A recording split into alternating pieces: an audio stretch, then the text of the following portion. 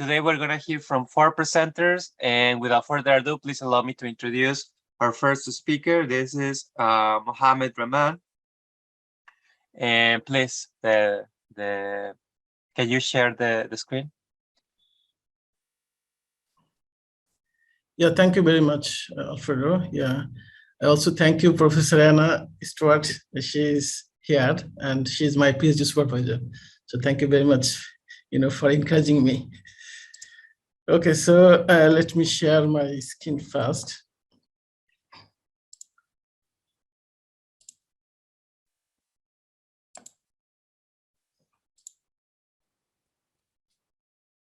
Okay, so can you see my screen? I make it PowerPoint presentation now.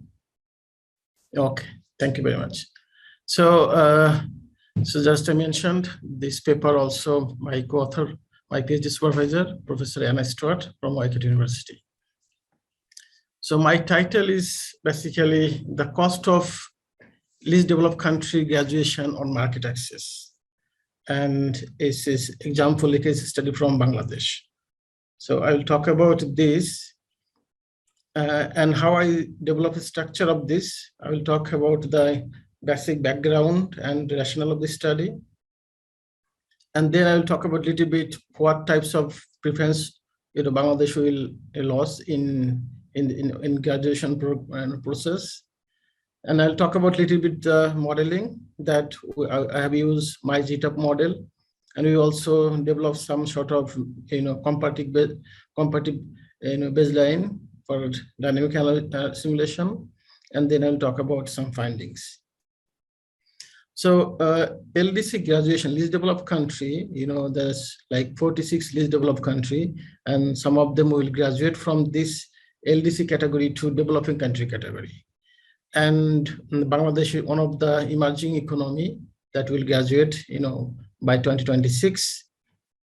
And then this, LDC country like Bangladesh will lose some preferential tariff arrangement like GSP for some country, GSP like special types of GSP from EU.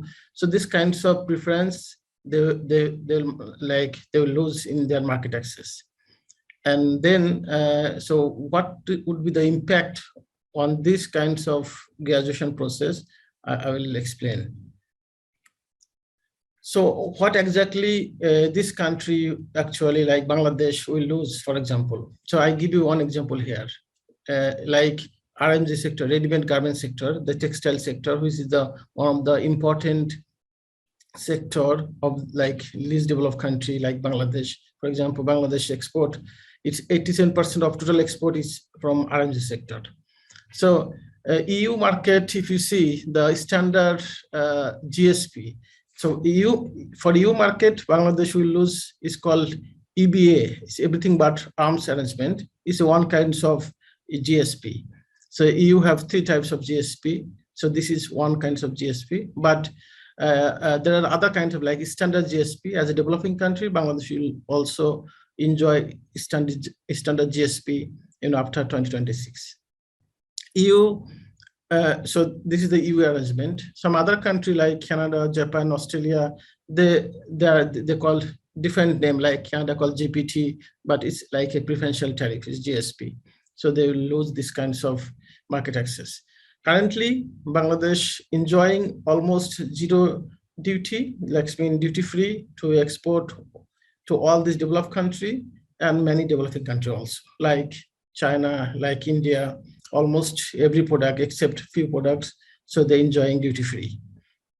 So this is the list, like how much they will face. Like for example, in EU market, the standard GSP tariff for textile is 9.6% that Bangladesh will face, but MFN tariff is 12%.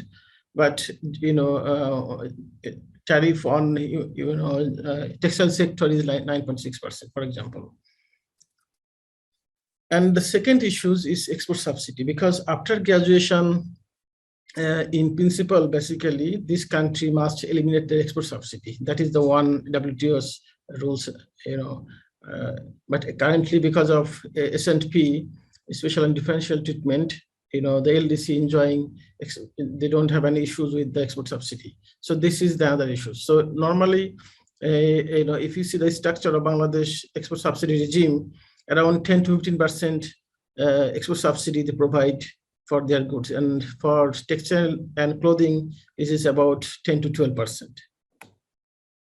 And why is talking? Because it's a huge amount of money they provide to the these kinds of export subsidy, like it's around 3.7% of GDP in 2018. So there's a big amount of money that providing for export subsidy. So you need to see what there is any other option or any but if you can move this resource to other sector, what could be the impact? So this is also important things to look at. Okay, so this paper we use my GTAP, that is developed by Peter and Terry. So Terry and Peter, they developed this model, and in this model, what we can do, we can remove the regional household and we can incorporate the private household in this model. So how we do this? So we have different, like for example, factors that we can use this share of this factor, the ownership share that we can incorporate, different types of consumption weight that we can incorporate, and then we can map with the GTAP sector, and then we can run different kinds of simulation. So that is one part. Second part also, because of the subsidy issues, we also use some alter text to update the subsidy, and then we save it and run different types of simulation. So the economic structure that I just mentioned very quickly, that the economy is, especially the export sector, is extremely dominated by the RMG sector, the developed government sector. That is like almost 87% of the export come from the RMG sector. So this sector is the main important sector for Bangladesh export. So we because subsidy and also the tariff, will face, this sector is comparatively higher compared to other industrial product. So that's why it's important to look at the impact of this, on this sector, on textile and clothing sector.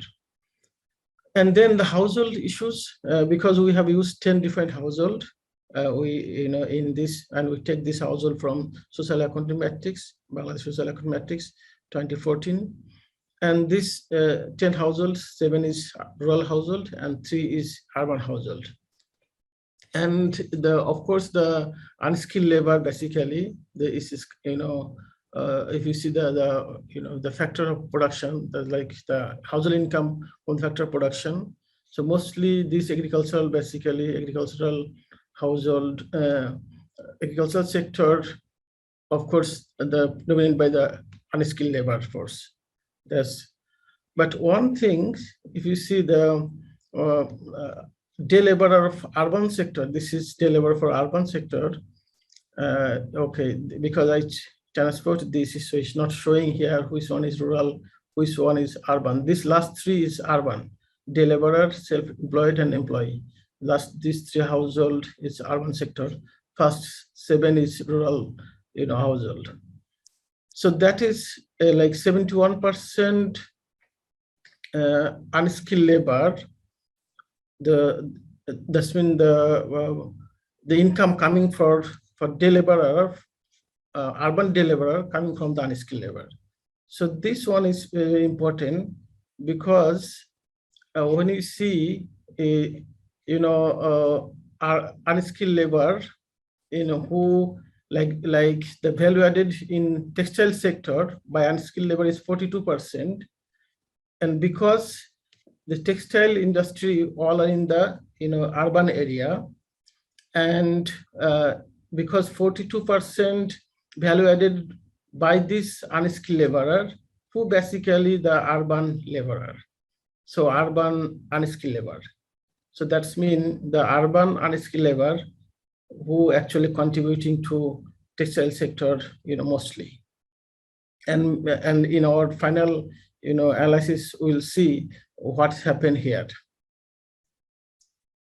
So the simulation, we done 4 different types of simulation. One is what happened to the if this developed market like EU, Canada, Japan, and some other, like India, even as a non-LDC, what happened?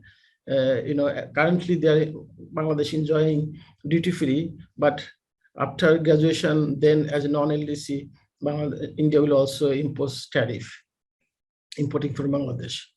So except USA, because USA suspended GSP quite a long time. So except USA, all developed country, if they impose tariff importing from Bangladesh, what would be the impact? That is number 1 scenario. Second scenario, so scenario 1 plus we also eliminate the export subsidy, Bangladesh export subsidy. And then scenario 3, we investigate if EU impose tariff. Actually, I done 2 times. I also check with if EU impose tariff on textile only, and second, if EU impose tariff all product. So it's not big difference, because Bangladesh export actually most of the product to EU, the RNG sector, RNG product. So so that is the scenario 3, and I mentioned the EU standard GSP tariff is 9.6% on RNG sector, on ready-made garment sector. And then scenario 4, so we introduced scenario 3 plus export subsidy, the elimination of export subsidy, of all products. So this 4 scenario, we have simulate and see the simulation impact. So if you see the real GDP impact, so if this country, developed country, impose GSP importing from Bangladesh, that means the standard GSP or MFN tariff, MFN tariff importing from Bangladesh, but standard GSP by only EU, because Bangladesh will enjoy the standard GSP after graduation. But other country, if they impose MFN tariff, so Bangladesh GDP may fall by 2.8%. So that is the one. But if we eliminate export subsidy, that has also negative impact. Because I think, of course, if you eliminate export subsidy, there are some benefit or efficiency, but because maybe here the main product is garments product, and garments products export will fall, that also have impact on falling GDP. So because of the weight, the share of the garments export is much higher. That's why this also negatively impacting the GDP. And similar situation for EU market. So the negative, the GDP fall like 0.22%, 22%. And same happen in export sector. Sorry, it's gone. So if you see the export, if this country impose, the MFN tariff, so Bangladesh export will lose fall around 3.5%. And if Bangladesh eliminate the subsidy, then it will be around 5.9%, around 6%. And similar trend of EU market. So that's mean that this graduation has huge impact on both GDP and export. Regarding sectoral output, the EICC here is little interesting things, because of maybe you see that all 4 scenario, the output on RNG sector fall significantly, but some other sector, except RNG sector, the output increase. So this is one issues. This can be because of maybe some resource will move from other sector, and some other sector maybe have some comparative, maybe benefit, or so the other sector maybe have some benefit, it will enjoy some benefit. So that is one things here happening. The second is the export on RMG sector. Yeah, so because our interest is what would be the impact on RMG sector. So RMG sector export will substantially will fall. So like if we eliminate extra subsidy, and if all these developed country impose MFN tariff, then the RMG sector export will fall like 14%. So it's a huge impact on RMG sector. So we try to see the track on what could be happen on household income and household consumption. Yes, so mostly the household income will fall significantly on urban. You see the like 3.2%, and I calculate the average is like 3%. So the urban household basically who are dependent on RMG sector, who depended on the garment sectors, they will suffer a lot, and their consumption will also fall like around 4.5%. So this urban household, urban day laborer, unskilled laborer who is around 4 million, directly will suffer after graduation or this graduation process. We run some sort of comparative static simulation, and my PhD supervisor, Professor Anna Stott, is here. So she developed some dynamic baseline for 2030, and we run the similar simulation. And if you see here the similar trend, but the GDP, little bit lower. The impact on GDP is a little bit lower compared to our main simulation. I think this can be because of maybe in the long run, the economy will be more resilient, because when you use this socioeconomic path, like the baseline, this 10 years, the economic growth and population growth is higher, and GDP per capita also increase a little bit higher rate. So the economy may be in the long run will be more resilient. So the impact will be less, by 2031. So that could be the reason why GDP in the long run is lower compared to our initial simulation. So I think I will stop here. Okay, so I will just finish within 1 minute. Then, yeah, so I think it's 20 minutes is almost. So what happened here? So if this country, is developed country, impose MFN tariff, and of course EU of different is standard GSP instead of EBA. So Bangladesh, the GDP will fall around 3.8%, and export will fall around 6%.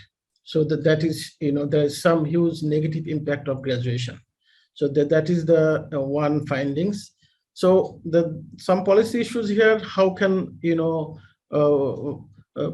tackle this this graduation process, or how Bangladesh could benefit from this graduation process? So one is Bangladesh need to access continuous market access. So that is one area that is Bangladesh could sign different kinds of FTA, PTA. That is could be one option. And for EU market, there's a called GSP plus, that could be one option. Subsidy, yeah, even today, like during the COVID, subsidy increased from 10 billion to $18 billion. It's almost $8 billion higher in 2021. So almost now Bangladesh provide $18 billion subsidy. So a huge amount of subsidy.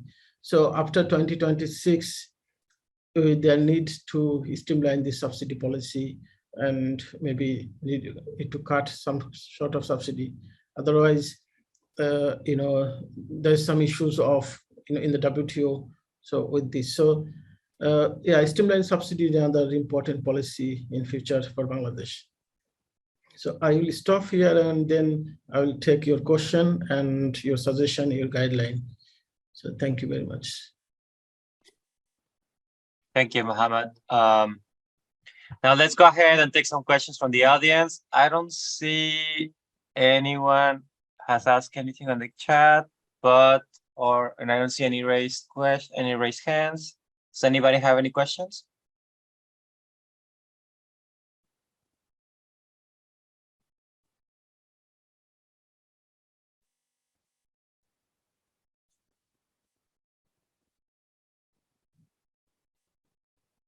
Go ahead.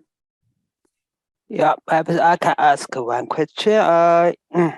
It seems you, in your scenario, you intend to remove the subsidies for export, and I wonder how will you use the subsidy for other purposes? It seems that if you use the subsidy to increase the household income, it also have some positive impacts. Did you consider this kind of thing, or where did you use it? Thank you. Okay, yeah. So can I reply? Yeah. Okay. Yeah. So subsidy here, we just eliminate subsidy. So like, in GTAP, TXT, so we have subsidy, but when we have eliminate subsidy, there are some savings, the government savings. If we have another paper where we transfer this savings to household, different household, like especially rural household. So that is the different, area of my other paper, other research. But here we did not consider to transfer this savings to other sectors or other household.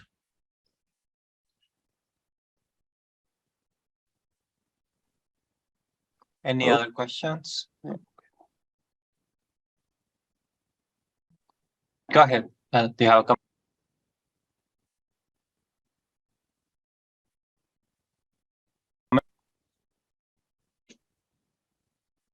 Okay. Actually, I was just wondering. I kind of got lost at the beginning. Maybe you can talk more about like this generalized system of preferences, like more about the history. When did it start, or like how does that work? Because I kind of feel like maybe a lot of more context will be helpful here. Oh yeah, sure. There are 46 least developed countries. This is basically the poor country under WTO and UN, system. And in 1976, like in Bangladesh, that time is a member of this category. And this kinds of country, like 46 country, they enjoy duty-free, export to most of the developed market. There's two kinds of things. One is called GSP, Generalized System Preference. And this is the bilateral, like by developed country and some developing country. There's other program is called DFQF, Duty-Free Quota Free under WTO. So under WTO's, this duty-free quota free, I think is a Hong Kong industrial. So that time they introduced this. So this country enjoy duty-free to export this developed market and some developing country. And so, for example, for EU market, you have a little bit different way of these preferences. You have standard GSP for developing country, and it's called GSP Plus. Some developing country, but there are some rules and regulation. There are like 18, different rules they have to follow if they get, GSP Plus. Like Pakistan get GSP Plus for some, ground because of flood and some issues. But and the 66% tariff line under this GSP Plus. And there is other program is called Everything But Arms Arrangement. This is also GSP. And under this least developed country, they enjoy duty-free exporting to EU market. So like Bangladesh, if you see the utilization of this preference is 96% in EU market. So Bangladesh is the number one, basically LDC. They have been using, this preference very properly, very, correctly. So Bangladesh has been benefited a lot this. So, and this has been helped Bangladesh basically to increase its export basket. So this is a really a very important program that Bangladesh has been enjoying quite a long time. And it has a really, because Bangladesh is the number second RMG exporter in the world, the ready-made garments exporter in the world after China. So this preferential arrangement program has been tremendously useful for Bangladesh. So that's why when graduation, like after 2026, when this preference will be eliminated, then Bangladesh will really have some big issue, big problem to access this market.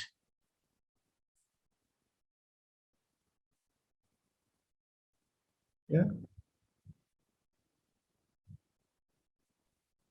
So I was just wondering, I mean, because the whole purpose of this is to like help Bangladesh to transition, well, Bangladesh and other countries to transition, right? Like to be like more resilient in the future and not depend on these subsidies. So is there some studies about like how it has helped poverty or like has helped some other stuff? Because I think that will be interesting to show at the beginning of the paper, like at the beginning of the research. Yeah. So in my paper, I actually given all this background information and what happened, what are the preferences, and what other paper, what other people doing, and what could be the other impact, social impact. But in this paper, the graduation has many other impact, not only market access. So, like, for example, intellectual property rights. This is another big issues. After graduation, for example, Bangladesh export also pharmaceutical product, medicine, drugs, all this. And after graduation, this benefit like TRIPS agreement has to follow. So intellectual property rights. But yes, under WTO, LDC will enjoy some grace period like until 2013 or 2030 maybe, or 33. Yeah, so there are some other issues that we also have some background in our paper, and I try to give some information and develop the storyline.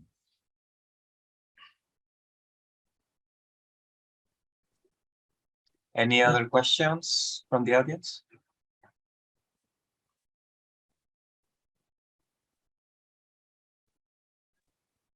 Well, actually, I had some other question. So what's the current scenario? What's the politics like? What are they saying? Like, is there like pressure to not do it or to do it, or I don't know? Like, how does it look right now? Yeah, so there is two ways basically. One is because the UN recommend that this country could graduate from LDC. There are some three criteria in my first slide. I didn't go through actually. This is called GNI per capita, HSI, human asset index, and environmental index. These three different index. And every index has another like 10 or 12 different sub-index. So the UN CDP, UN, DESA, this is United Nations Committee for Development Policy, they develop this index, and based on this index, they recommend. But sometimes the government can take this or not. So it depends on the government. So it's not by force, it's a recommendation by the United Nations, and then the government, but this specific government, they can, take this or not. It depends on their government, but they can recommend that, okay, you can graduate. So that is the issues. But because the graduation is two issues. One is, this is the self-resilient. Okay, this country is no more poor country, so they have their own capacity now. That is one. So the like credit rating agency will increase their credit rating. That is, one issue. So you can borrow, more money, less cost. So that because of credit rating increase. Second is investment. So many country maybe you will be more comfortable to investment now because this country has now capacity. So that is some other benefit. So that's why this country, LDC country, they want to, upgrade themselves and want to move from this category to, developing country category. So that is the issues actually. Okay, thank you. I think we have time for one last question. Go ahead. Yeah, sure.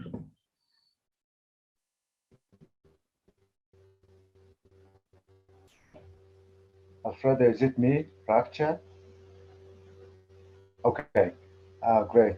Well, I was just wondering if you could tell us about the model, if it's a static model or dynamic model, and then also you can talk about a little bit about the closure rules, and if it's like a long run closure or short run closure, and also would be quite useful if you give us some idea about what the government is doing in terms of the budget, in terms of managing the budget in the closure rule, please. Thank you. Okay, yeah, so a lot of question. I just try to quickly finish because, yeah, one is a two kinds of simulation we have run. One is the static model and then the comparative static model. So comparative static model, we develop a baseline, because this country will graduate 2026, and after 3 years, there is some grace period. So basically, this graduation process will start from 2029. So because this country, this developed country, they give you 3 years, another 3 years for grace period. So yes, we have done a comparative static, analysis. So that is the baseline until 2030. So, and then we run different kinds of simulation. One thing is, this is we called my GTAP model. So maybe my GTAP model is we eliminate the regional household and incorporate the private household. So the Bangladesh social we incorporate the data from Bangladesh social account matrix. So in Bangladesh social account matrix, we have 10 different households, and so we incorporate this 10 different households weight, and we map with the GTAP model. So that is the issues here. We incorporate different household, like social account from Bangladesh social account matrix, and then we run different simulation. Yeah. So regarding the policy, government is extensively trying to sign a PTA, FTA, because there is no other option. Almost all these competitive country like India, Vietnam, they have a FTA with most of the developing countries. That. So this country is huge competitor of Bangladesh. So the government is trying to sign a FTA, PTA, and CIPA, different types of arrangement with many developing countries. So I think I stop here. Someone is already showing, skin. Thank you, Mohammad. Please help me, give me like a virtual applause to Mohammad. So our next presenter is Xiujian Peng. Yeah, I hope I'm pronouncing. That's good. Sorry. Yeah, Xiujian. Yeah. She's from the Center of Policy Studies in Victoria University, and without further ado, please go ahead. Yeah, thank you. Good evening. From my time here in Melbourne, it's nearly 9 o'clock. So I say good evening here. Sorry. Yeah. So today I like to discuss about China's population aging problem. So I use a CG model, is called the China Gen model. Okay. Sorry, I don't know. Okay, so first I have a very brief introduction. Then I just discuss about the economic characteristics of an aging society in China. Then I will discuss the modeling framework we used in this study. Of course, followed by the baseline simulation with design and result. And all these four parts maybe will be very short, and after that we maybe spend a little bit more time on policy simulation design and result analysis. Okay, So China, as I think as everyone knows, China is facing very rapid population aging problem. So this is caused by the sustained low fertility rate since 1990s, and also increased life expectancy.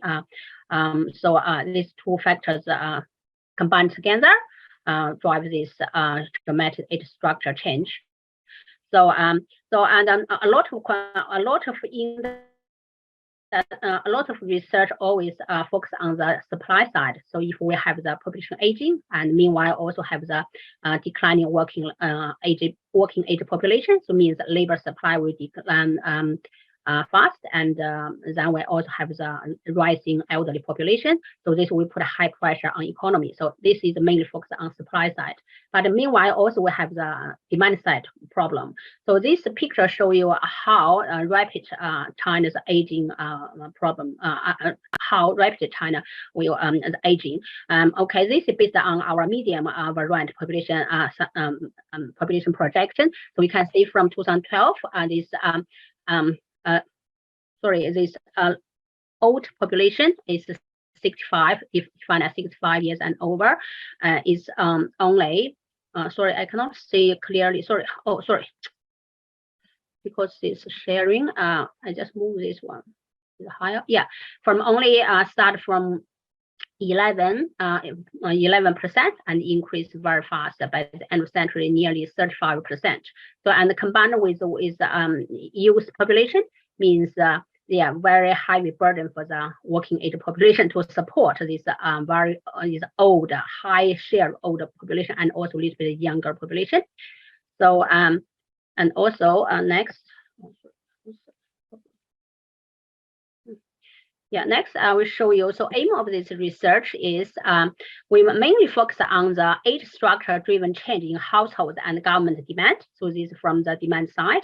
And also we like to discuss how, what this change will affect on the macroeconomy and what effect on this and the industry. So means that we focus on the macro result and also industry result. Okay, the model we use in this study is a dynamic CG model of China economy, we call the China Gen model. And in this study, we use a 2012 database, and the dynamic mechanism in this model is like we have the physical capital accumulation, and also we have this foreign assets accumulation, and also we have lagged wage adjustment processes. And also in this model, we also have very complicated labor market model. So we have detailed disaggregation of China's labor force, and also we have this China's pension model, and also introduce a government account into the model. And in this study, we will use focus on the household consumption. So then this is our picture show you how the household consumption system in our model. So this means we have normally I will have two layers of household demand system in our model. So first layer is the household demand, the utility function is demanded by this stone jerry utility function, and so the household will try to maximize their utility and combine all this good, good consumption and maximize their utility. But this good one and good two, for example, each good, and then they come from the either can come from domestic or imported. So through this CES function. So this and then in each function we have this a variable, we call it the preference variable. That's what we will use in our policy simulation. Okay, first we like to discuss a little bit about China's age-specific consumption pattern. So when population become old, we're just wondering whether this aging process will affect the consumption. Yeah, when we think maybe we can give we can quickly give an example. For example, we can say education. When population if and society is a young population structure means that they have a lot of demand for education. But if the population become older, we think, oh, the demand for health and medical care maybe will increase.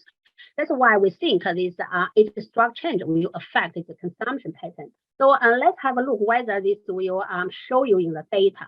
So we just found out this is based on China household consumption survey data in 2016. So for the household spend expenditure on the education, you can see mainly the higher expenditures. The focus is mainly on the age from 4 years old to 24. So this higher for this age group, they have the high household spend a lot of expenditure on the education, and but the government also can contribute a lot for this education, and also government education spend much higher than the household, and also the age structure is age specific. This structure also slightly different, but the pattern is the same, you know. But with the population become older, you can see the when people go older, and the education expenditure becomes very, very small.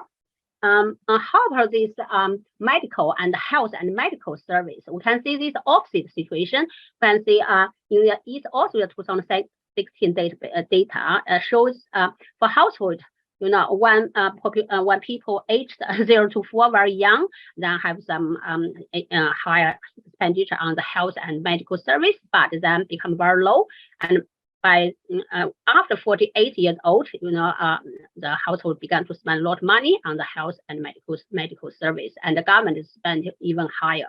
So this is another age specific consumption pattern in China.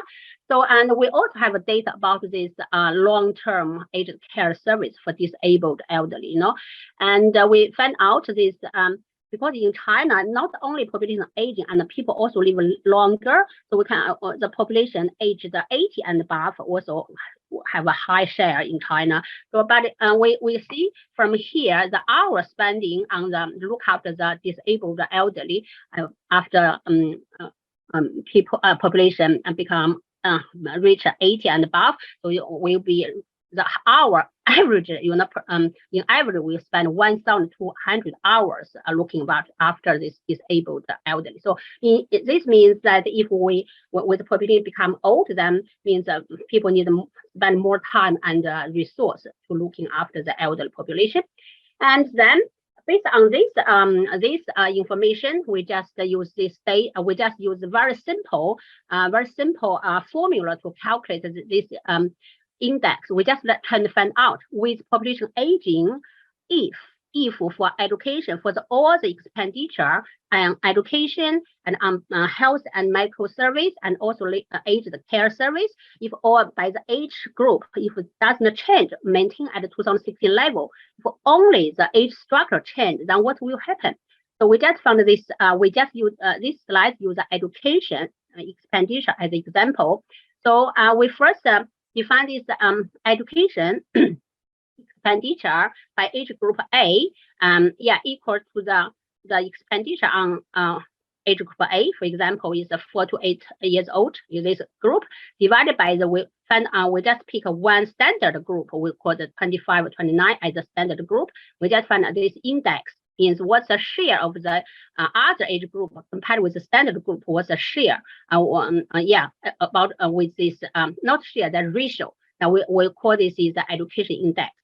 And then we find out for each education, for each age group at 1 year, a certain year, what's the share of this age group population over total population, means the share of this age group over the total population. Then we use this first EA, this EA, and then times this age. You know, we get this index. This index tell you what? Tell you, so the education, for example, the household, how much the household spending as the education by the each age group and at the time t, you know, this is what we find. This is the index, and then after we get this index, this is age specific, not age specific, means given the each age group, you know, as a spend on each age group maintained at 2016 level, but only age structure change. Then what will happen from 2012 to 2100? We find out this index. So for the education sector, we find out the household this and the education and the index decline with the age, with population become old. So from the index, we decline from 1.19 to 0.83. And for the government spending on the education, this demand also declined from 81.3 to 53.5. So this index just represents the household and the government education demand. Okay, and the next one is a health and medical service. This is also the index, and we use the same method to calculate this index. This index shows you the household and the government demand for the health and the medical service with the age structure change. So means with the population become older, become the age structure, when China's population is aging, then the household demand for the health and medical service also increase, both for government and household. Yeah. And for the aged care, the same story. So for the long-term aged care service, with the population aging, we can see the demand also increase. The index shows the index increase from 0.14 to 0.881, more nearly six times. Nearly 6 times higher than in 2100 than 2012. Okay, so based on this is the first part. We just calculate the this index, so how the age structure drives the demand for the education, health and medical service, and aged care change. So this is the first part. The second part, we like to build our baseline simulation. So this baseline simulation, we just assume no change in the age-specific consumption demand. So even though we have the population aging, we just do our normal baseline. We just do not introduce this age-specific consumption demand change. So we just how we can show this population aging, what's the effect, which index, which variable shows the population aging. Our baseline simulation is a labor force. We tell the model that each year how much the labor force change. This is a shock. So this labor force growth, annual growth is coming from our medium variant population projection. Okay, so now we also and we also, of course, we also tell the model other factors, other forecasts. We know, and then this simulation shows you that in China from 2012 to 2100 we have a declining labor force. So from 2012 we can see the labor force is around 8 million, and it's 8 million. I think it's million. Yeah. And then decline, not 8 million. I think it's 0.8 billion, something like this. Yeah, and then began to decline, and also it become lower than this pension. The people who receiving pension. So means this is a very big burden for the government. And with this, we can see what's effect on the economy. But in the baseline simulation, we can see. We tell the model how much real GDP will grow based on China's forecast, and then we tell the model the labor force, how much labor force will grow based on the population projection, and then then we have this simulation. The simulation result shows us with a declining labor force, if China can maintain its relevant higher GDP growth, then China have to rely on the capital stock increase and total for and also productivity improvement to improve and to sustain this economic growth. So this is a picture show you. So by the 2100, if China's GDP will grow by 2%, then we have to have this around 2% GDP total factor productivity growth, and also have this capital stock growth. So because we have China have the declining labor force, and also this picture show you the investment, consumption, export, import, and real wage. So yeah, this is also quite consistent with what we found out for the GDP. It was people, I mean, China's, yeah, all the demand side of the GDP will keep growing, but with a very relatively slower pace. Okay, then because we have this increasing elder population, means we have the more and more people come to get the pension. So because in our model we have this pension module, so we can calculate how much people receive based on how much people receive the pension and how many people come in the pension system. Then we find out only the pension. Yeah, if only the government pays the pension to this retired population, then without any pension system reform, we can say with the population aging, the government is budget deficit will increase. The share of GDP increase for around a very small, maybe like around 2% increase to 21% by the end of the century. So this is a very huge burden for the government. Sorry. And then, oh, sorry, I cannot move my slides. Okay, so then this is the baseline, briefly the baseline result. Then is our policy simulation. So we like to know that in the baseline, we assume no population age structure change. No population age structure change. So, and in the policy, we just introduce this age structure change into our model. So, and then, so how we do this? We just shock the aging-induced change in household and government consumption preference for education, health, and aged care services. This is what we calculate. You know, we use this index. We just show you in the index. We show you the index. For example, maybe we come back here. The index. So this is the index for the household. This is for the education. For example, from in 2012, the index is 1.19, but I think in 2003, for example, if it decreases to 1.1, we just use 1.1, take away 1.19, and then divide by 1.19. So means it's the percentage change from 2013 compared with 2012. This is a shock we gave. So, but which variable we use? So we come back here and sorry.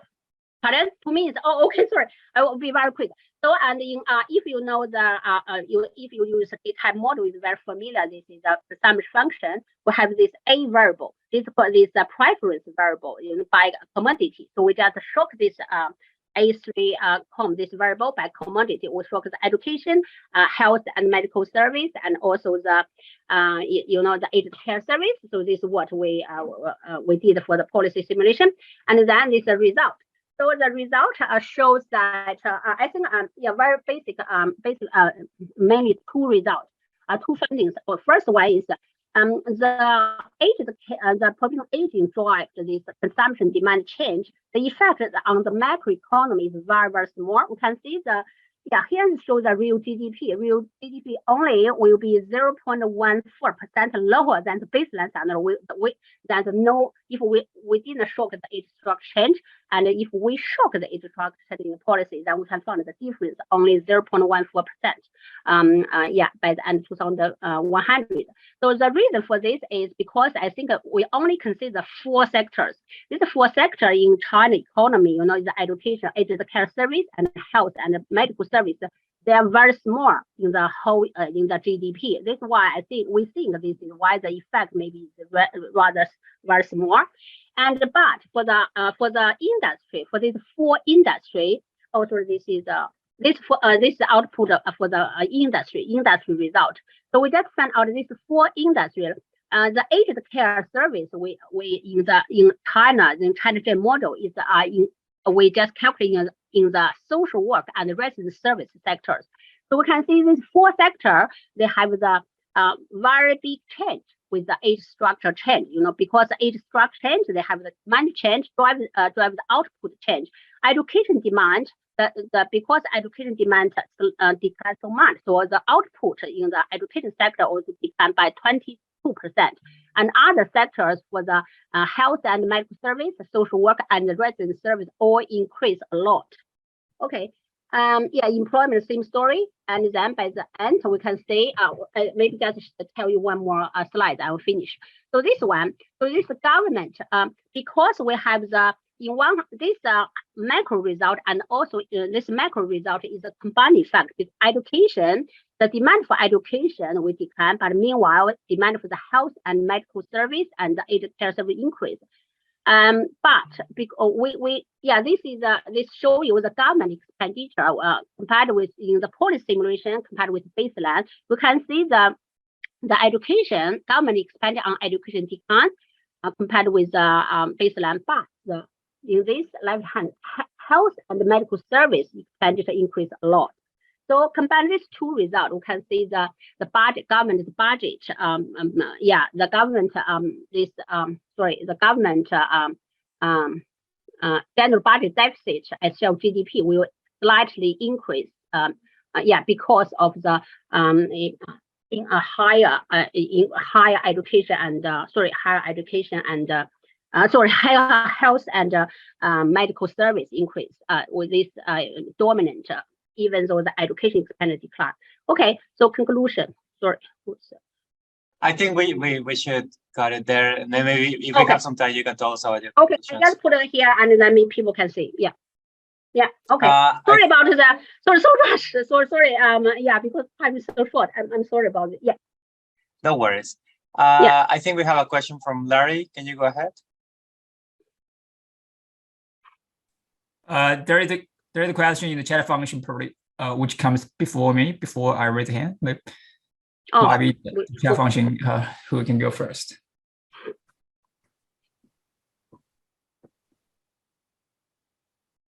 Should I go first, or the chat function? Yeah. There is the chat function. Okay. Thanks for this interesting and important, to me, it's very important contribution. Because I am working on this macroeconomic effect of population aging, so I have a number of specific questions. The first one is that I wonder how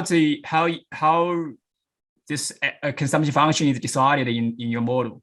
I understand this is so your model is a recursive dynamic CG model. So this means that household make this consumption decision period by period, right? They don't smooth. They don't make it in the temporary choice to smooth the consumption over time. So this is how the consumption function is determined in your model. And keep going. Probably I ask one by one, maybe better. Yeah, I think I can show you this. Oh, sorry, this equation. Maybe I move my slides. Sorry. Okay, because it's so fast. Here. Yeah, here. So this is our consumption function.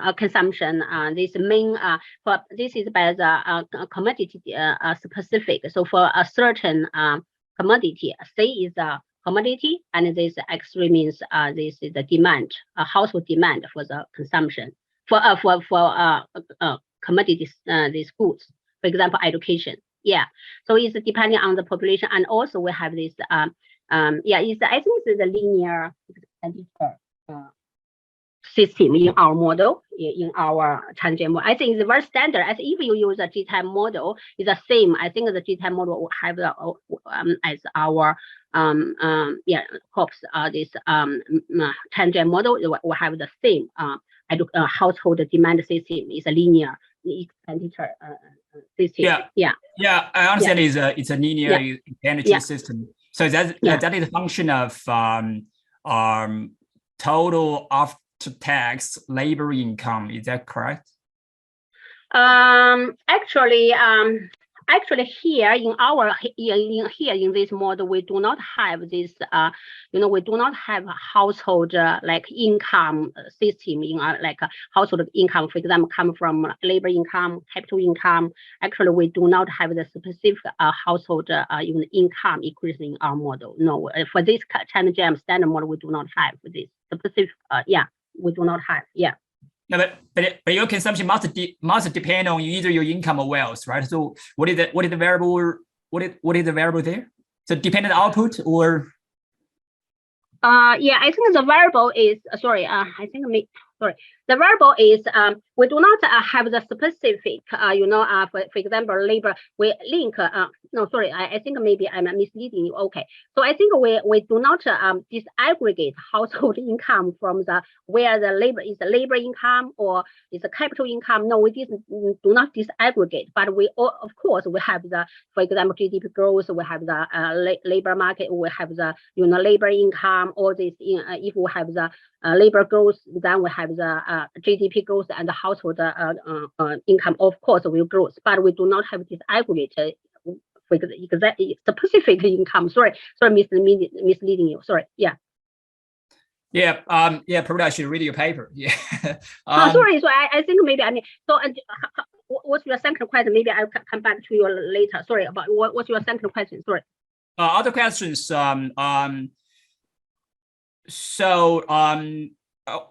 I wonder how you set up this pension system in your model, because China's pension system is quite complicated. Yeah. I wonder how you model that part. You didn't mention. Yeah, I think this is a very good question. We have a working paper available in our website, COP's website. Yeah, and we have this in this paper. We have this paper is about the pension reform and retirement age extension. This policy simulation. We have very detailed equation and equation describe the pension model, because the pension model in China is very complicated. Mainly they have two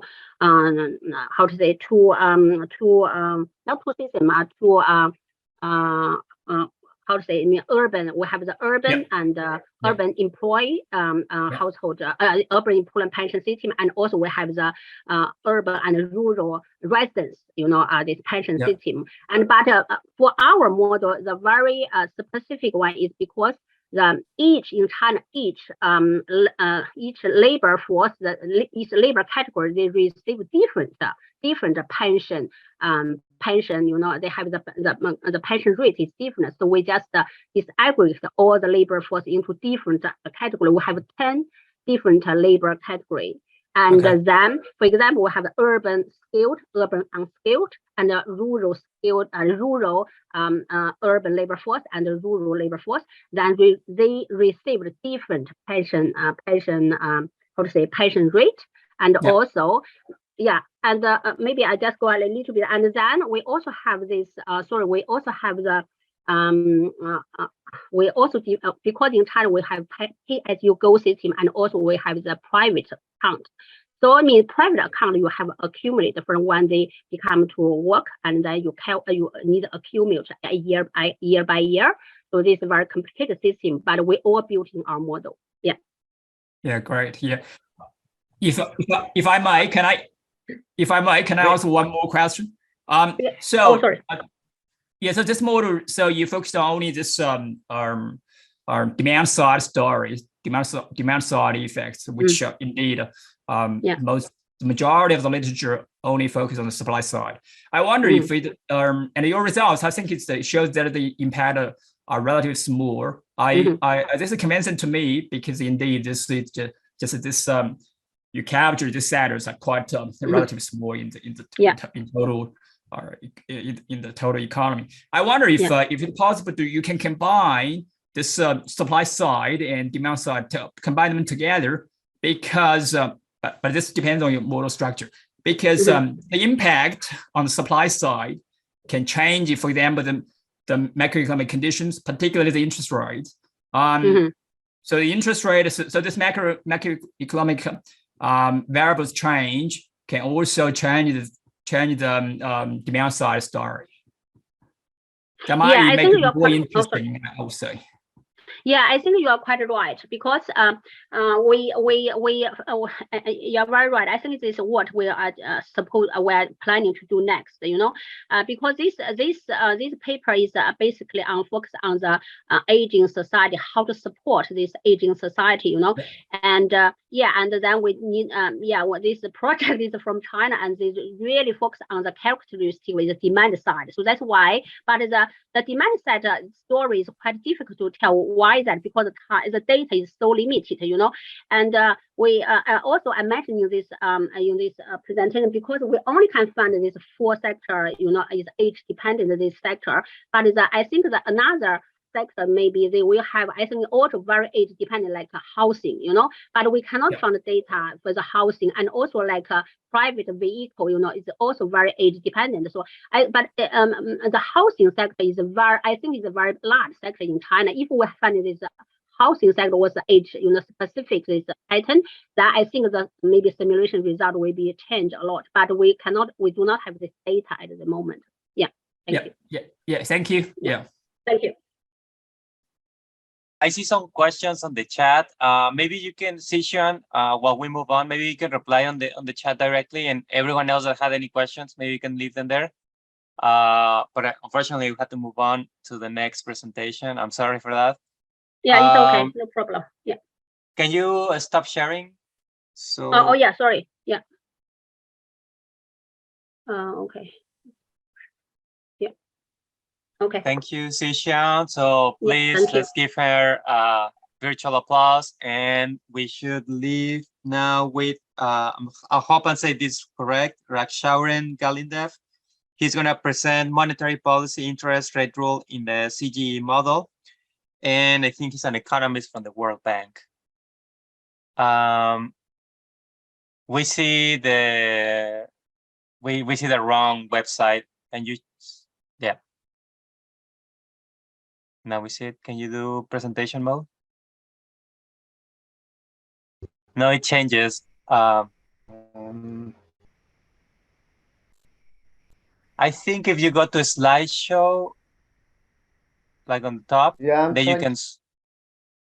I'm trying to share my. Okay.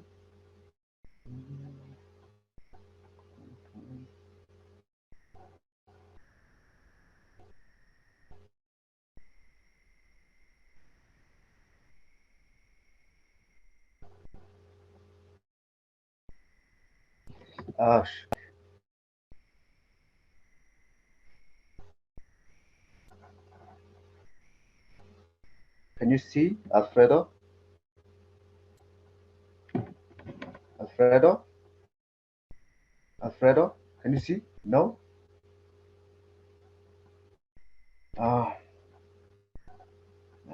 We were seeing your screen. Maybe just don't do the presentation mode so we can present, like we can just see it directly. How do you do the presentation mode?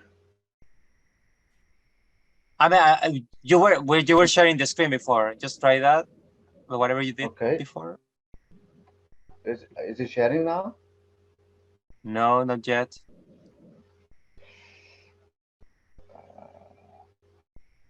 There you go. Yeah, that's perfect. Now it works. Yeah. Oh, thank you. Okay, everyone. My name is Ragcha, and I'm actually joining the World Bank as of now. And this is a joint work with Bernard de from Laval University. And we've been trying to introduce monetary policy in the CG model to do some short-term simulations. So last year, I actually picked up a bit more complicated model and presented it, and it didn't actually go. I think it's probably too complicated. So now this year I just trying to make it simpler and trying to show how the model is actually working. Okay, so we know that all valuation CG models have a numeraire. So numeraire is just a price to which all remaining prices are relative. So we know that numeraire cannot be determined endogenously because of the interrelationship between the equilibrium conditions. But the numeraire actually satisfies the Walras law. So we know that there's the N market. If there's an N1 market are in equilibrium, the last market should be in equilibrium. So that corresponds to the numeraire. Usually people choose consumption price index or the nominal exchange rate as the numeraire in the models. So in real models, there's no, there are no there are not any type of nominal rigidities. So in that case, the choice of numeraire doesn't really matter. So you can choose any price or price index as the numeraire, and then do all sort of simulations, and all should give the same results. But what about the implications of real life nominal rigidities in the short run? So can we really introduce the nominal rigidities in the CG models to do some short-run analysis? So we could do that in CG models, but in that case, the problem is the choice of numeraire matters, because the same shock could give us different results.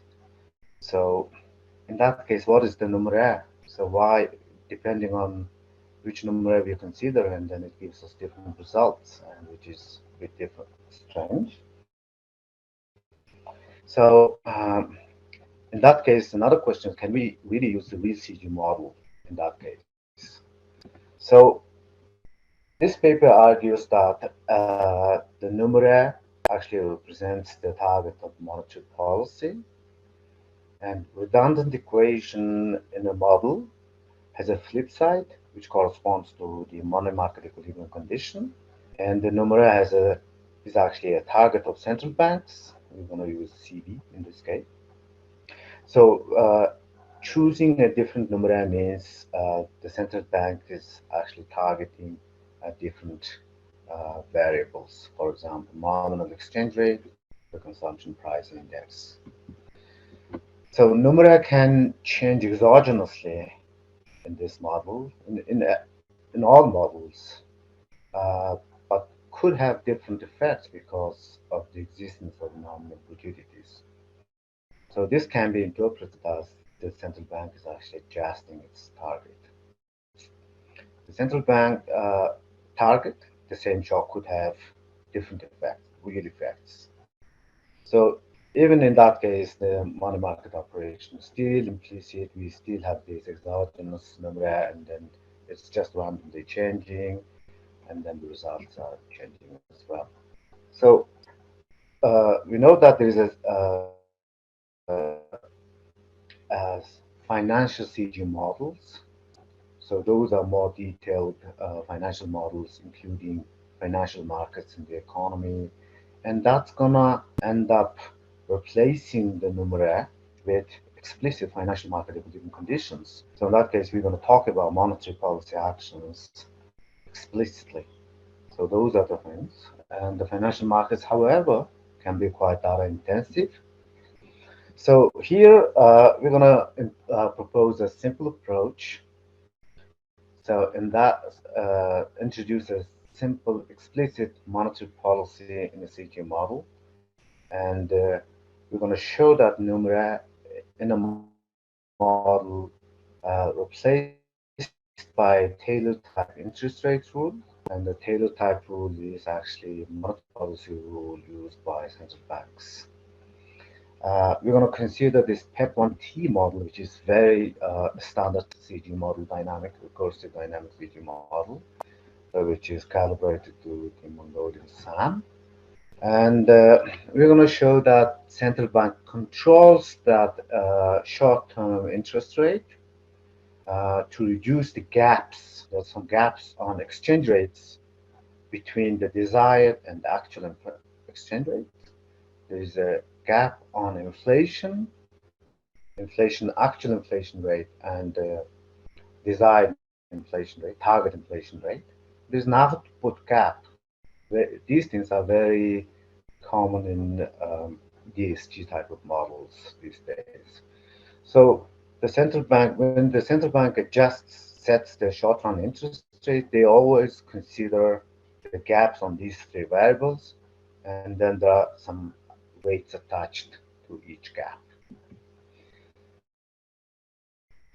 Okay, so we're going to show that the real model is going to come out as a special case of the current model.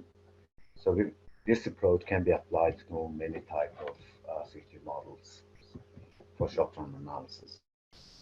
So So I'm going to skip this thing. And so how are we going to do that thing? So the nominal interest rate is going to be linked with the interest rate through the Fisher equation, given the expected inflation rate. And the real interest rate determines Tobin Q condition through the user cost of capital. And given the expected inflation rate, so we're going to consider this lagged adaptive type of expected inflation expectation. So the change in the nominal rate can change the real interest rate, which affects the Tobin Q, and then we're going to see some changes in real investment. So these are some equations. The first one is the Fisher equation. So you can see that IR is the real interest rate, IT is the nominal interest rate, which divided by the expected inflation rate. So U is actually the user cost. So you can see that IR appears in that equation.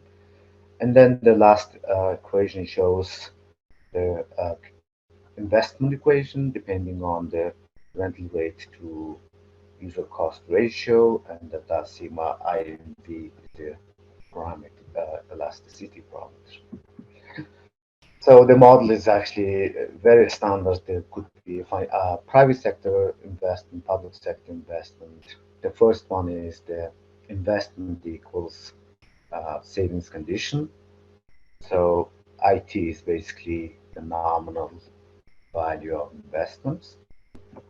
So the Taylor rule is here. So you can see in this Taylor rule, IT is the short-term interest rate.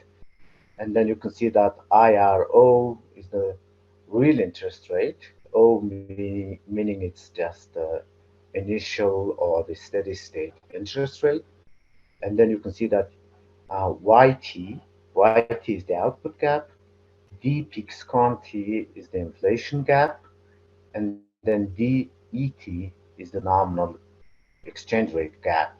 So you can see three coefficients in front of them, alphas, alpha 1, alpha 2, alpha 3.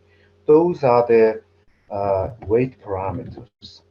So we can consider different types of conditions here. If we set alpha 1, alpha 2, alpha 3, 0, the nominal interest rate becomes the numerator.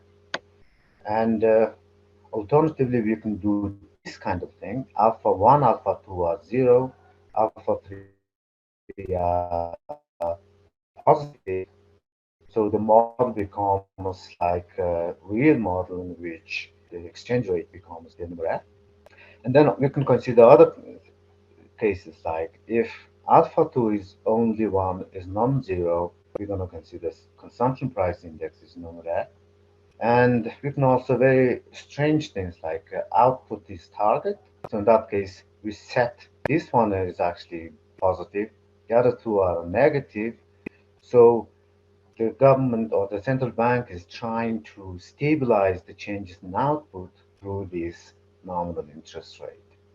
So the lastly, we can consider a very typical Taylor rule here. Alpha 1 is 0.1, alpha 2 is 1.5, alpha 3 is 0.45.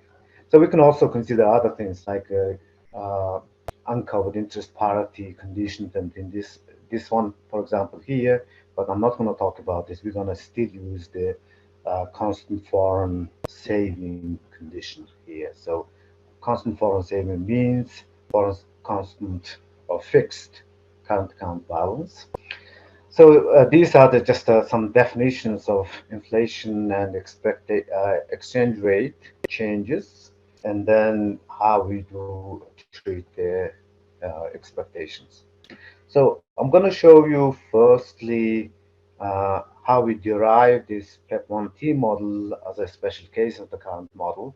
So you can see in the monetary policy rule, we set these parameters here and then just run it.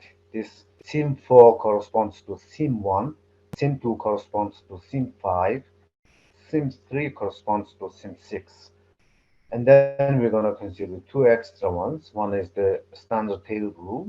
The other one is just the central bank stabilizes output gap, focuses on the output gap. So we're going to run the two models, the PEP1T model and the monetary model over 20 periods. We're going to use the same shock. In this case, we use government expenditure increases in period 3. And the model has some nominal variables. So the nominal wage is actually fixed to show that the existence of nominal rigidity. And then we have some two extra nominal variables, government spending and nominal current account balance. Those are fixed. So the model has some nominal rigidities. So here I'm going to show you some results. So we just truncated the results for the first 10 periods. So you can see these lines correspond to SIM1 and SIM4. So here it shows that the PEP1T model comes out as the special case of the current model. And the first three cases here, I think this one is the CPI is the numeraire, and here is the exchange rate, nominal exchange rate is the numeraire, and here is the interest rate is numeraire. So the other two cases are here. So all these things are actually comparable. So you can see the changes here and changes here and changes. So you can see that from this and then changing the numeraire in the existence of nominal rigidities, the model gives different results. But the real model comes out as a special case of the current model. So you can see for this nominal exchange rate variable in the second quadrant here is steady here, quite stable and fixed. So that means the nominal exchange rate SIM2 is the case where the nominal exchange rate is the numeraire. And here is a lot of change going on here. It has increased. And then in SIM6, a standard table rule case, and SIM7 is the government is focusing, the central bank is focusing on the output gap. The real interest rate here, and then just to show you that the current model actually replicates the PEP1T results. And so there are some changes here. So here is the impact of the shock on sectoral output. So here you can see that we can compare three cases only in period 3. So the blue one is the consumption price index is the numeraire. The orange one is the exchange rate is the numeraire, and gray one is the standard Taylor rule case. Taylor rule responds to the output gaps and inflation gaps and exchange rate changes. So you can see that here for the public administration sector, they all change by almost the same rate. And then some things are very different. The first two cases are very similar, but the magnitudes are small. But in the Taylor rule case is actually very different picture here.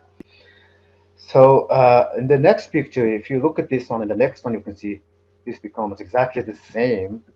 So here what's happening is I'm actually shocking the numeraires in the PEP1T model with those derived from the monetary model.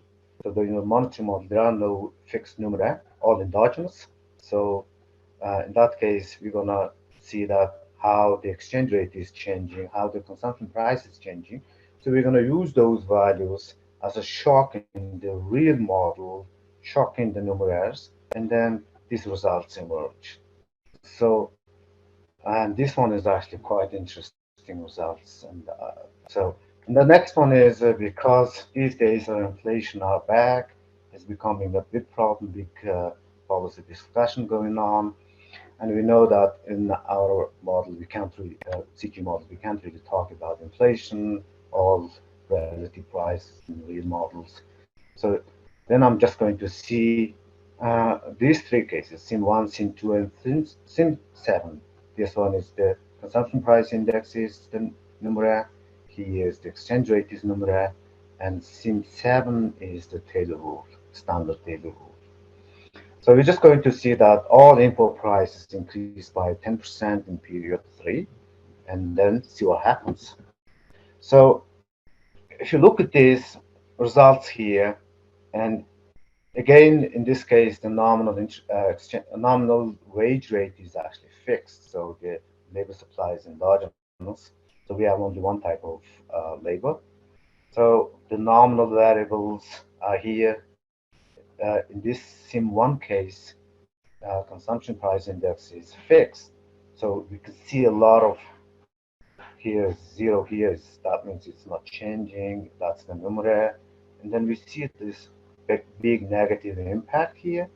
And the real interest rate is actually increased quite substantially, almost 323%. In the next case, somewhat the results are smaller. You can see in the black bold case, the nominal exchange rate is actually the numeraire, and results are smaller. And then we have this Taylor rule case. In this case, completely opposite. In this case, both real GDPs fall, whereas in this case, this could actually increase. So that means the monetary policy comes in and then changing the real interest rate here. Is real interest rate actually increases, but not as much as in those other two cases. So that means there is some softer monetary policies going on, and then that's going to lead to the economy experience more inflation. So you can see that there's almost 12% inflation rate in the economy, and also it lets the exchange rate to domestic exchange rate to depreciate, and then that results in increase in output and employment. So those Raksha, are the you have results. 2 minutes. Okay. That's fine, perfectly fine, thank you. And you can see that this is the initial impact on the sector's output. So again, you can see the two cases, SIM1, SIM2, changes are substantially different because of the nominal rigidity. But in our case, in the Taylor rule case, we could have these bigger changes here. So output could increase in some sectors. So again, if I shock those numeraires in these models with those derived from the Taylor rule model, exactly by the same amount, you can see these orange and red lines all pop up onto the next other side and they merge to these gray lines. So that's kind of really interesting results. So so basically that's it, and I'm just introducing Taylor rule in the model, and then which replaces the exogenous numeraire. So the PEP1T model comes out as a special case of the current model. In the presence of nominal rigidities, the choice of numeraire really matters, and the Taylor rule may be suitable for short-run analysis in the presence of nominal rigidities. Okay, thank you. Maybe I should stop sharing. I think you should leave it in case, well, it's okay. Okay. So anybody has any questions? We have one question from Larry. Go ahead. Thanks for another interesting presentation. So I have a couple questions. First one is that so when you introduce this nominal rigidities, you have you put 3 options there, and each of them remains constant. You assume they're constant.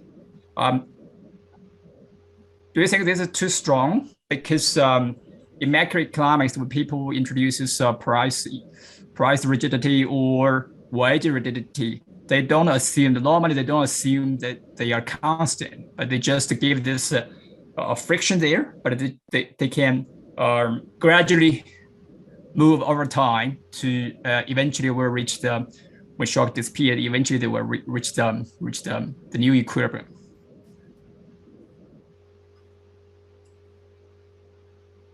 Yeah, that's fine. Yeah, I understand. Well, in this model, to show that whether this is strong or not doesn't matter here, because in the short run, nominal rigidity means some price doesn't, the model doesn't have, or the economy doesn't have to adjust the price to the shock. So some price actually remains fixed or constant for some period of time, and then it could change. So in our model, in the first period, when the shock hits the economy, there is some price like this nominal wage that's fixed. So it can't change. If it changes, things will be different. So that to show that this thing, okay? And what matters is in the next period, and then in the next period, the wage adjusts the same way as in the Phillips curve equations, and it doesn't really matter. It's the initial shock hits, there is some wages fixed, and then the model gives us different results. Right. So if I understand correctly, so this is a recursive dynamic model, right? Or Yeah, in the temporal or dynamic. No, it's a recursive model. Oh, recursive model. So every time in each period, so you assume this nominal is constant, but in the next period, the wage will update, right? Yeah, that's right. Oh, okay. Yeah, that makes sense. Yeah.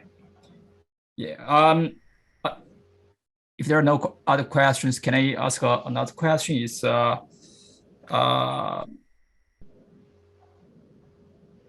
if you have a question, please write on the chat so we can have more. Yeah. A minor issue is that when you present this real interest rate, people, it is often the case that people present this percentage point or deviation rather than this percent deviation. Because I saw a result, the interest rate change by several 100%. This is not a very informative. Yeah.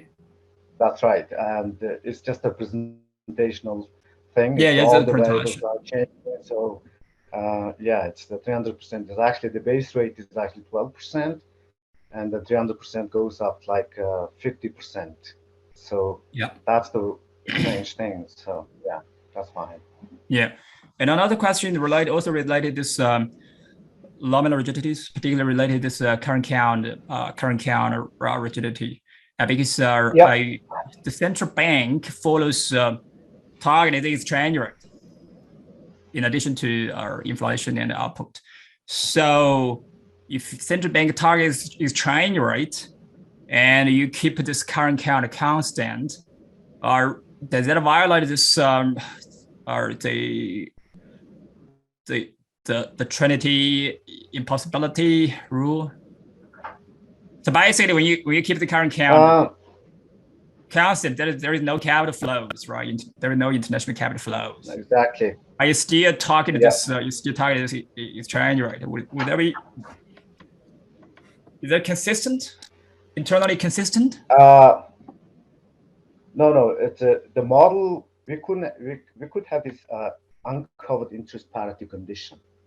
Yeah. So that means the current if the nominal interest rate changes relative to foreign interest rate, we should see some kind of capital inflow into the economy, and then current account balance adjusts to that. So that's actually in the model, but in this simulations, we just closing that door to show only this effect. So if I open it up and there would be more coming in, the current account balance has to adjust, and then all sorts of things going on. And so yeah, you're right, the model has it, but in this case we just closed it to show you that in this case model gives us completely different results, and then creating inflation and things like that. Okay. Yeah, if I may, I have another question related to this recursive dynamic model, because the recursive dynamic model, just people don't make it into temporal choice over time. But we know that the central bank's monetary policy are forward-looking to some extent. more or less. But there is some to some extent the monetary policy should be forward-looking, and people, household or business, they also have some forward-looking behavior. But it is because of the nature of the recursive dynamics, it cannot be captured. So what is your view about this limitation? I would call it a limitation, right? Can I say that? Yeah, I think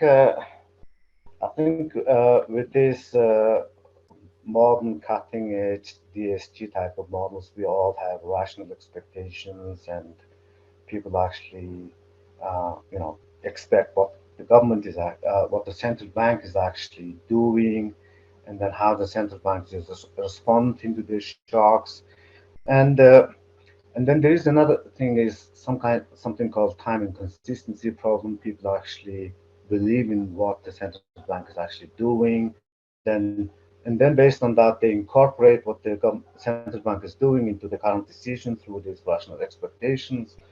And yeah, all those things are very nice, and yeah, but in real life, in country like, for example, Mongolia, more like in other developing countries, now it's even in the highly developed countries, central banks are actually losing their credibilities, and probably people are going to still use this adaptive type of rate setting bargaining process, using the past inflation rate to update the nominal wages into the next period and things like that. So these things are basically in the existence of this inflation, and given that the central banks actually have less credibility, these things are coming back. So listening to these discussions about economists on inflation, yeah, I think that's exactly right, and the people actually more like backward looking rather than forward looking. So these things are actually punishing the policymakers and prolonging the recessions and keeping the inflation rate, high inflation go on for longer period of times. So that's what I think is happening, and yeah, for this Okay, thank model you is very much. actually quite. Yeah, thank you very much. That's all from me. Thanks. Okay. Okay, I think we should move on to the next question, please. Join me for an applause, virtual applause to Raksha. So now we have Taoyuan Wei.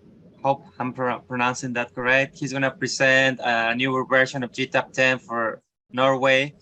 The title of the presentation is Adjusted GTAP Database version 10 based on a national accounting data on Norway. Taoyuan is from the Cicero Center, the Center for International Climate Research. The floor is yours.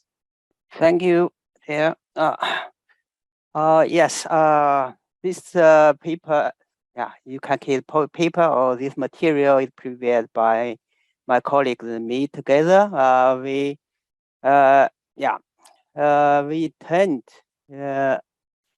intend to use this as a basis for study the climate and energy policy in Norway. In fact, at Cicero,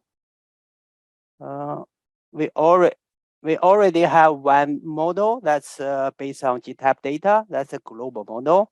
The model was built up in 2005, and we have used it for a lot of studies, but mainly focusing on large countries like China, US, EU, and then since we located in Norway, it's always we haven't put our focus on Norway. That's a pity, in fact. So recently, we think we should use a model to study the Norwegian case, particularly focusing on the climate and energy policy. The GRIS model, as you can hear, is just a very brief flow of the model. the core model. The core model is in fact the standard CG model, and then we link it to climate and climate, and then the model mainly focusing on climate issues like mitigation and adaptation and impacts. In fact, the model has been used all these aspects so far. Yes, anyway, now we intend to focus on Norway, and the main purpose is based on the model we already have, and to reduce workload, we want to update the model, spectrally describe the Norwegian economy, and use it to analyze the national policy, particularly on energy and electricity, hydrogen, and the climate issues. And we also intend to divide the whole country, Norway, into regional at a community level. So in order to do this, one problem is can we use GTAP data? In fact, the problem when we check the data, we found GTAP data are quite different from the national counting data of Norway. That makes it not so suitable. At least when you explain to others, they say, okay, that's not our country. The data is not exactly correct. And from the academic view, if you only report the relative change, the percentage change, the base year data, it seems not that important. But when we consider the carbon tax, carbon price, and then the emissions, the baseline data might be very important. Yes, as you all know, the GTAP data is based on national data, and they use the international data sets from World Bank, IMF, and other sources to adjust. So it's likely, it's my understanding, it's likely like Norway, the small country, will be adjusted a lot just to highlight to keep the mean numbers, the mean figures for China, US more aggregate. So yeah, and in fact, recently the GTAP team also updated the global checks the global CG emissions in GTAP and compared to other sources. Yeah, in the GTAP 10, you say at the global level, the change, the difference, even for the CO2 emissions are quite large. When we consider Norway, the difference from the national accounting is very large. My check find it out is according to Statistics Norway, the national contents, the emissions, CO2 emissions is only about 2/3 of the number in GTAP data. That's very big difference. Yeah. So then I intend to update the GTAP data or adjust the GTAP data to make it consistent with the national counting data of Norway. To do this, I first check the national counting data. You know, there are two sources of national counting data at the macroeconomic level. One is the so-called institutional accounts that provides aggregate numbers, and the other one is sectoral details numbers in the inputable table. So the inputable table, it was down only once, but for the other one is the institutional account data. They always update every year by year. So the first problem, the first task, I think I need to update the input table to make it consistent with the latest updates of the national counting data. You see here, the data from the two sources at the macroeconomic level, at the macro level, is not that big. The only thing seems a bit large is the other taxes on production. That 25% difference. For this, I just think they adjust the data later in the institutional accounts. So I will update the input table by the latest data on this. Yes. When we decide on this one, and then we need to take. I also take the difference between GTAP data and the national counting data. To do this, I just assume the GDP in GTAP data is the same as the national counting data. That means we just choose one exchange rate to make them exactly the same.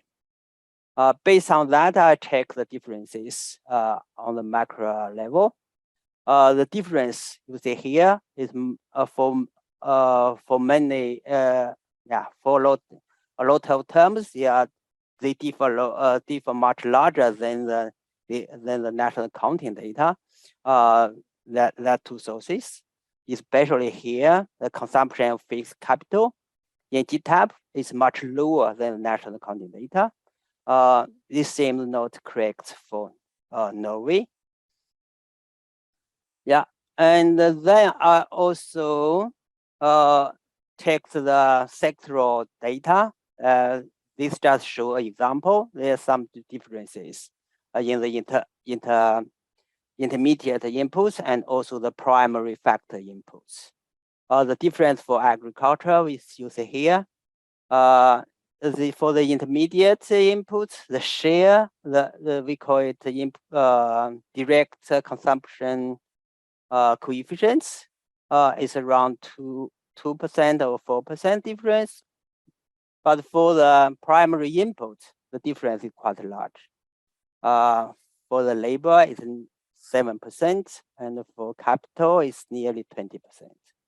So from here, we also need to adjust GTAP data to tell a nice story. Yes, how could we do that? And the principle, the basic principle, I just to introduce all the national counting data of Norway into the GTAP data. Then we adjust the other part of the GTAP data to make to rebalance the whole data sets. Yes, so the steps we adopt here is first, as I mentioned, we adjust the input table to make the macroeconomic variables consistent with the latest number. Based on that, then we adjust the sectors. Yeah, because in the input table, the sectors are different from GTAP. Then we make a mapping between these two sources. Then by aggregate or separate proportional to GTAP data, we make the sectors the same, both in the input table and also in the GTAP. And then the next step is quite simple. We just directly replace the GTAP data of Norway by the inputable data. This includes intermediate inputs, primary factor inputs, imports, and also final demands. All this data. Since there are difference, so this introduce imbalance in GTAP data. How to deal with this? Then in the adopted GTAP data, we introduce another term that's called change in inventories. For Norway, it's exactly the same as the inputable tables data. But since we also changed the import and export in Norway, it's related to the trade partners. It means the trade partners import and exports also face some imbalance. For this country, for these partners, trade partners, we also for simplicity, we just introduce the changes in inventories for these countries, just to list to capture the differences of imports and exports from the original GTAP data. Yes, after doing all that, we also adjust GTAP data. That's not exactly in GTAP, but from associated satellite data, energy use, and CO2 emissions. For both, in fact, this is only related to Norway. It's irrelevant. Okay, it's quite independent to other regions. So we simply replace the GTAP data with Norwegian's data for both cases. Yeah, there's no adjustment for other regions. Yes, and then after we finish this database, we just use the data to update the GTAP, the GRIS model, what we already have. There's something new for the new model, because previously in GRIS model we directly directly use the GTAP data. There's no terms like change the inventories. So when we use the new data, we need to introduce these terms. So in our model, our plan is just to gradually phase out these terms. For example, every year we reduce by 10%. Within 10 years, the change in inventories for all regions will become 0. Yeah, and then we can use this model for particularly Norwegian case. Yes, very quite simple and short. If you have, I hope I get comments and suggestions from you, as you are all experts on this. Thank you.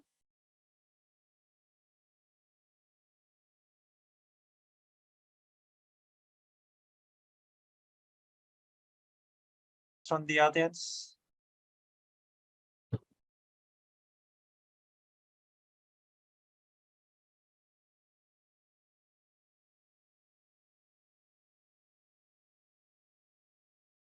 So actually I have some questions, maybe like to inspire everyone else. So I mean, maybe you can talk a little bit more about why is it necessary to like adapt this for Norway? I'm guessing this is more for like climate change policy, or like what were you thinking of using this this model? I feel like you didn't have much time to talk about that at the beginning. Yes, yeah,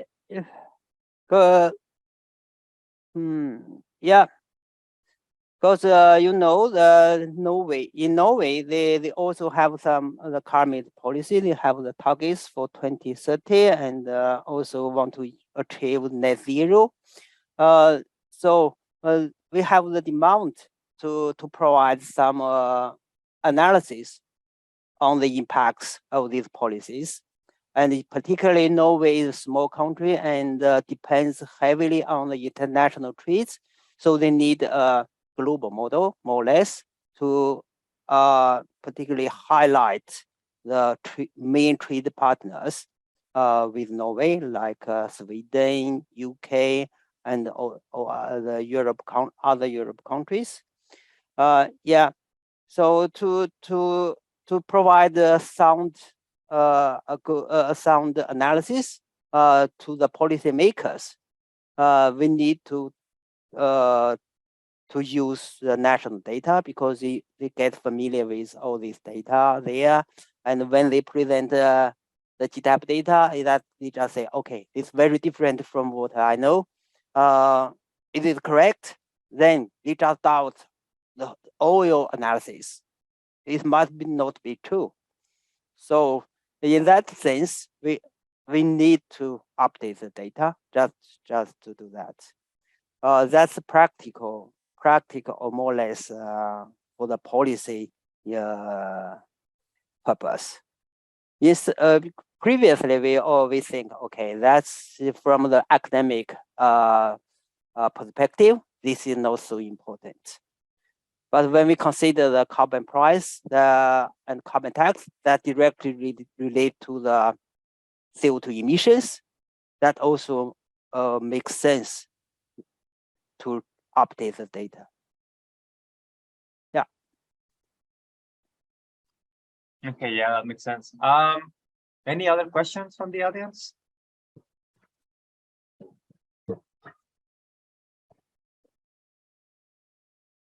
Yeah, I would be happy to know how you adjust GTAP data or focusing on other countries like China and other small countries, Bangladesh.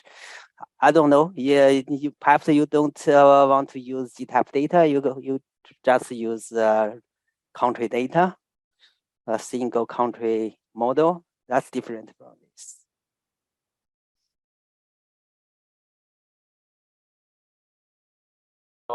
One of the issues sometimes without like using, when doing research in Mexico, sometimes information is not available. Like it's hard to get like accurate or like reliable information, or like maybe the information exists, but it's hard to get access to it.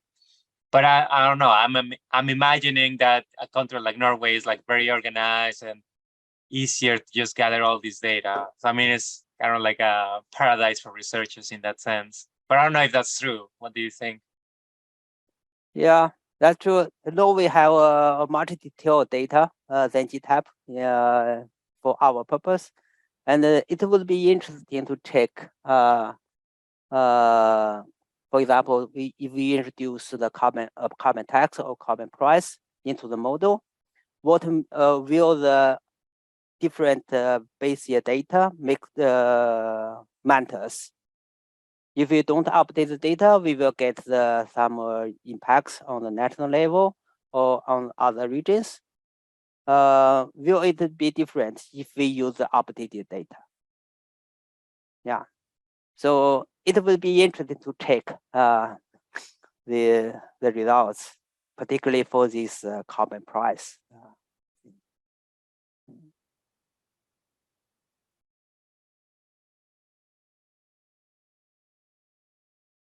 Yes. I got stopped. Well, I think we should close. I just like to thank everyone that presented: Taoyuan, Raksha, Xiujian, and Mohammad. I'm sorry for butchering your names. It's all right. It's okay.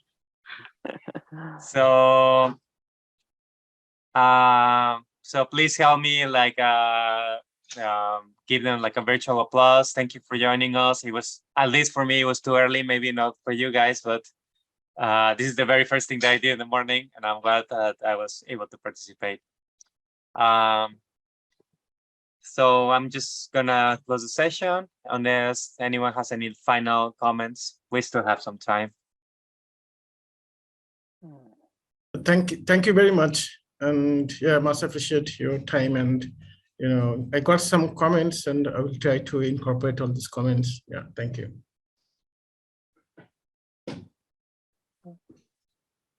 All right. Well, I think we should close the session. Thank you very much, everyone, again. Thank you. Thank you. Bye-bye. Bye-bye. Bye.